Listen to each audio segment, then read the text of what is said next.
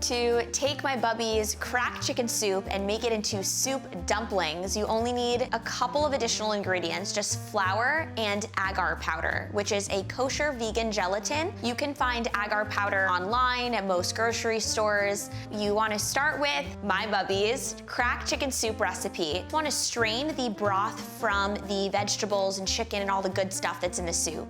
You bring the broth back up to a boil and add about 4 tablespoons per 8 cups of broth and let it simmer for a few minutes, and then just put it in the fridge for a half hour. You want to take your gelatinous broth and mix it with your chicken and vegetables that was previously in the broth. And lastly, you want to make marble-sized little matzo balls and then boil them, and they cook really fast, only about 3 or 4 minutes. And you want to throw that in with your mixture. And now the fun part comes where you can just really get your hands dirty and mix your soup and the toppings all together. To make the actual dumpling, you want to make a dumpling batter. So in a food processor, you combine your 3 cups of flour and slowly drizzle in your just boiled 1.25 cups of water and your 2 tablespoons of oil, and it's gonna form this nice warm ball of dough. And then once you have that dough, you wanna knead it for a few minutes, put the ball on a plate and just cover it with plastic wrap for 30 minutes. Once you have the dough, you're gonna cut it into 16 uniform little balls. You wanna roll out your dumpling dough to about a 6-inch round, put about 3 tablespoons of your mixture in it, and pinch it to a nice little dumpling shape. You take a pot with about 1 inch of water, and then you put in your steamer basket and a piece of parchment paper. Place your dumplings, cover the basket, and in about 10 to 12 minutes later, you're gonna have these beautiful, fluffy,